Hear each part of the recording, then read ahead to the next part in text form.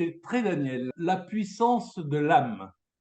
Et ma première question, c'est est-ce que ce titre n'est pas un peu provocateur à une époque qui dit se battre pour la laïcité? Il faut distinguer les choses. Il y a une chose qui est la question de la laïcité et une autre la question de l'âme. Il est évident qu'aujourd'hui, l'âme est quelque chose de complètement incongru dans notre époque. Je suis allé faire un jour une conférence dans un lycée agricole à Vendôme à des jeunes gens. J'ai parlé de Socrate, accoucheur des âmes, et tout d'un coup, en expliquant aux élèves qu'ils avaient une âme, eh bien, à la fin de la conférence, la bibliothécaire qui m'avait invité m'a dit, l'air consterné, Monsieur Vergely, vous avez prononcé le mot âme. Âme est un terme dont nous n'avons jamais entendu parler dans notre établissement. Donc, c'est un peu l'époque. Alors aujourd'hui, est-ce que l'âme remet en question la laïcité? Ben, pas du tout, parce que regardez, par exemple, l'âme existe, on en parle depuis la nuit des temps. Et puis quelqu'un comme Michel Onfray, qui eh bien, est ouvertement athée, déclare néanmoins croire en l'âme. Voilà. Donc je pense que si j'appelle l'âme le principe personnel de nous-mêmes, si nous considérons que l'âme est le principe personnel, le noyau vivant qui se trouve à l'intérieur de nous, mais qui se trouve à l'intérieur de tout, bien, je dirais que l'âme concerne tout le monde. Bien évidemment, je pense que l'âme est l'expression de la part divine qu'il y a à l'intérieur de nous. Et là, je vais prendre du recul à l'égard de ceux qui ne croient pas en Dieu et qui sont athées ou ouvertement laïques et pour qui il n'y a pas de relation entre l'âme et Dieu. Voilà. Mais ça n'empêche pas qu'il y a ce noyau vital, vivant, qui se trouve à l'intérieur de nous et à l'intérieur de toute chose et qui fait que tout est vivant. Ma deuxième question va intéresser les francs-maçons parce que, au degré de compagnon, on parle des cinq sens. Et dans votre ouvrage, vous parlez des cinq sens qui sont connus en compagnonnage. Mais vous parlez Oui. également du troisième œil. Alors, quel est le symbolisme pour vous de ce troisième œil? Est-ce qu'il est venu d'Orient? Est-ce qu'il s'applique chez nous en Occident? Nous avons à travers les cinq sens, c'est-à-dire la vue, l'ouïe, l'odorat, le goût, puis d'une manière générale la sensibilité, le toucher.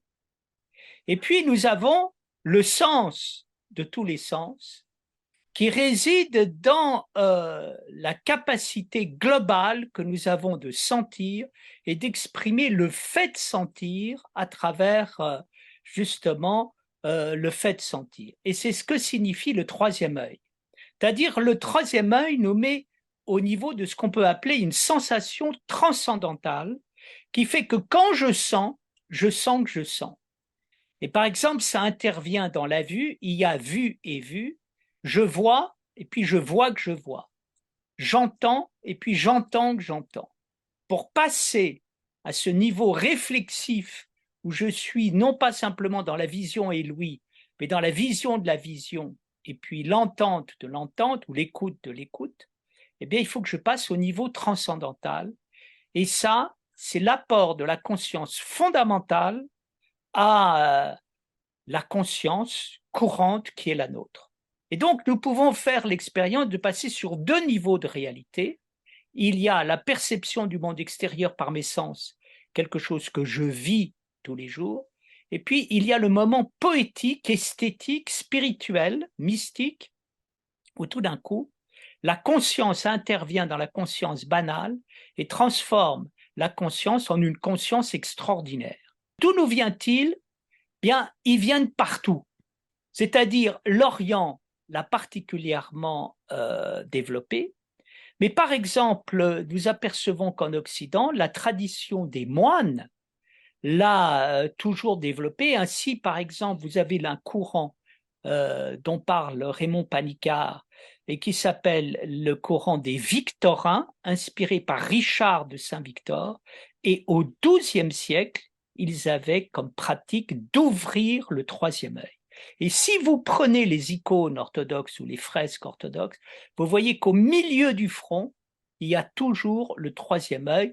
Ce troisième œil dont l'Inde témoigne, puisque chez une grande partie des Indiens, eh bien, on met un point au milieu du front. Vous parlez de l'âme et de la mort. Quelle position différente pour l'âme et la mort avaient Freud et Jung? Ben, si vous voulez, Freud ne croyait pas dans l'âme et il a ramené la psychanalyse au jeu des désirs et puis d'autre part au rapport conflictuel qu'il peut y avoir à l'intérieur du psychisme. C'est ce qui a donné une efficacité à sa doctrine, la psychanalyse, dans la mesure où il l'a rationalisée et il a éclairé un certain nombre de mécanismes grâce à sa vision scientiste et positiviste. Mais, curieusement, Freud, pour comprendre le fonctionnement de l'âme, a dû passer par un mythe qui est le mythe d'Oedipe et qui était la clé du psychisme. Et on peut dire que là où Freud arrive, Jung commence. C'est-à-dire, Jung a pris très au sérieux l'idée que pour comprendre le psychisme, il fallait passer par un mythe, et il a rattaché le psychisme à l'histoire des religions, et en particulier à une vision alchimique de l'âme, en montrant que la vie psychique, c'est pas simplement le conflit qu'il peut y avoir entre le moi, le ça et le surmoi. La vie psychique est marquée par une quête spirituelle pour aller vers l'accomplissement de l'union entre le roi et la reine que l'on trouve au cœur de l'alchimie et qui renvoie ici au cœur de l'expérience religieuse, c'est-à-dire faire naître un homme surconscient grâce à la coïncidence des opposés en lui qu'est le féminin fondamental, le masculin fondamental, l'époux, l'épouse, l'animus, l'anima. Et là, bien évidemment, un retournement s'opère. Pour nous, qui sommes devenus matérialistes et athées, nous pensons que l'âme n'existe pas, que le corps existe et que à la mort, tout retourne à la matière et en tout cas tout retourne dans un néant métaphysique. C'est-à-dire pour nous, l'immortalité est une invention. Eh bien, pour les anciens et pour les traditions spirituelles, c'est exactement l'inverse. À savoir, ce qui est une invention, c'est nous, avec notre matérialisme athée, qui pensons que l'âme n'existe pas, et la réalité, c'est l'immortalité. Et cette réalité renvoie à une expérience tout simplement très simple. Qu'est-ce qui me montre que l'âme est immortelle? Ben, c'est tout simplement l'expérience que je fais à chaque fois que je passe sur le plan de la conscience, sur le plan autoréflexif, sur le plan du spirituel, où je m'aperçois que à ce niveau-là, les choses durent. Par exemple, les anciens disaient, qu'est-ce qui nous prouve que nous ne mourrons pas? Les vérités mathématiques qui renvoient derrière à la structure spirituelle de la réalité. Il s'avère que les hommes passent, mais les vérités mathématiques demeurent. Bien évidemment, d'autres vérités viennent enrichir celles-ci, mais ce n'est pas parce qu'elles viennent les enrichir qu'elles viennent les détruire. Et nous apercevons que dès que nous passons au niveau spirituel, les choses dures ne meurent pas du tout. Si nous prenons par exemple les grandes créations esthétiques, nous apercevons que ce qui a été beau il y a 2000 ans l'est toujours. Voilà. Et donc ça, c'est la caractéristique du plan spirituel. Vous écrivez que l'âme est invisible car, je vous cite, elle est pudeur et tact.